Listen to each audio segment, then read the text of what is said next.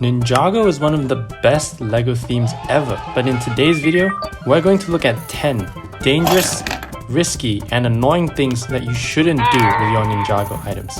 Enough said, let's go. First off, let's take a look at the most basic Ninjago item, the katana.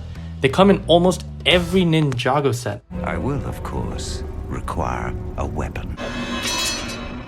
Bruh. But over time, you'll notice some problems. For instance, take a look at this old katana I have. Its blade is wearing out, and that's probably because I mixed it up with all my other LEGO accessories. Another problem with katanas is that the handles tend to degrade over time. They have a nice little grip design engraved into the handle, but the more you clip them onto minifigures, the more it scratches against the minifigure hands to erode the carvings. It's a very serious problem. Look at this golden katana I have that has a very broken handle. So I'd recommend you exercise caution when using your katanas and clipping them onto minifigures. Don't do it excessively. And it's not just katanas that are at risk. Other soft plastic accessories, like Lloyd's sword, are very vulnerable to this problem. Also, the staff for the Scrolls of Forbidden Spinjitzu and the LEGO Trident pieces, so just keep this in mind. Let's talk about another thing, which is bending your pieces. It's not a good idea. The bends in katanas tend to last and they don't go away, and they won't return to their normal shape. Just look at this sword of fire that I borrowed that has a very visible bend. The same goes for plastic sheets. Ninjago uses a lot of them for dragon wings, flags, and other decorations. But be careful not to bend them too much because the crease will be very hard to remove, if that's even possible. For this third one, let's talk about something very annoying, which has to do with these circular hats. They first appeared on Master Wu minifigures, but eventually expanded for other uses. I have some Stone Army hats here, and I'm going to do something that I might regret.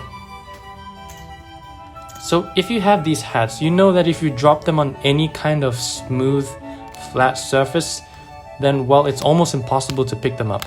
Like, you can't pry them off from the edges or pick them up from the tip.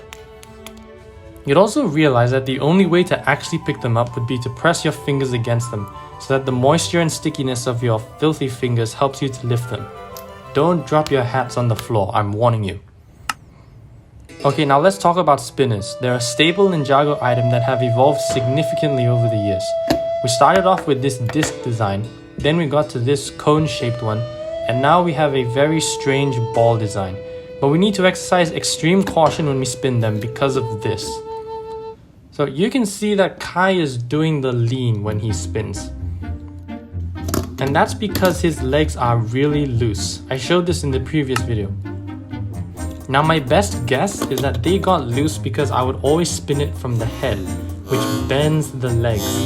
Instead, I should have spun the disc itself. Not only does it transfer more energy, but it also doesn't wear out the minifigure legs at all. The same applies for the other spinners. Although the only way to spin them is from the head, you have to be careful. Also, the Dragon's Rising spinners, the legs bend much more easily, and they don't even spin that long because the spinners are so heavy. So I'd recommend that you just use the play feature and spin them less. Now, speaking of Dragon's Rising, I have this issue with the new ninja suits. They use a two-piece head wrap. We only got this two-piece head wrap design before with the Ninjago movie suits, and it has a very good head wrap design with no gaps. It was really good because the head wrap was very tight, and you don't have any visible gap between the two pieces. However, these Dragon Rising head wraps miss the mark because they don't close up completely, and can't cover up the entire minifigure head. There's this little gap between the top and bottom pieces, and if you try to rotate the head wrap to close the gap appears on the other side instead. So you have to make sure the head wrap is rotated to the middle so that each side has the smallest gap possible. It's really annoying to look at, and I do think that this is the right way to display your Dragon Rising minifigures. I'm sorry, there's one more Dragon Rising thing I need to talk about. It's very annoying. Okay, so I've noticed on YouTube that a lot of people are doing this very strange thing by not pushing the golden swords fully into the armor piece. Like, why? Maybe the armor piece is a bit tight, but please everybody, push your golden swords all the way in and don't leave this massive gap. It looks terrible. Now let's move on to something else, like organization. So for Ninjago collectors, not only do we get sets, but we also like to customize them. I do a lot of custom builds on the channel, and that involves taking pieces from other sets. Here's the Electromech. It's one of the cheapest sets from the 2015 wave that a lot of people would have. However, I've used some of the pieces from my Sora mech in Build Ninja Episode 1 and the secret project I'm working on right now, which is why you should subscribe if you want to be caught up on its development. But because of that, my mech is in several pieces. So here's the thing. It's important to keep all the parts of your broken models together. When you want to rebuild them, it's a lot easier because everything's in one place. The same goes for custom minifigures. They're really fun to make and to get variations on the suits. But I highly recommend putting all the minifigure parts back whenever you're done to where they came from. If you lost a minifigure, you'd only be suffering the damage for one and not a few. Now this next thing to look out for will definitely shock you. So here's my Kozu minifigure, and I've noticed for a while now how the crest on his helmet is really loose.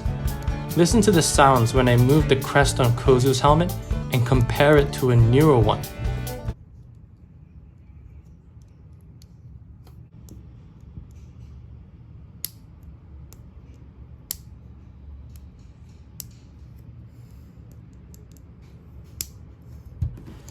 The click is definitely much louder for the newer one.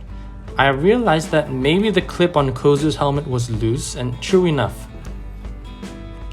it was really old and it had cracked. I'm really sad, but I want to warn you too to be careful with these helmets. Treat them gently and don't put unnecessary force on them. We're on our second last item for today's video, so I'm going to show you some pieces from the Titanium Dragon set. Here are some of the wing blades, and you can see the stickers are very badly damaged. That's because I've been keeping them together with tons of other bricks in this brick head. The other bricks probably scratched the sticker. The same goes for this other piece from the same set. You can barely see the sticker. So don't mix your stickered pieces with others in a giant container. To prove my point, here are some stickered parts from the Gamatron that was released 2 years earlier than the Titanium Dragon.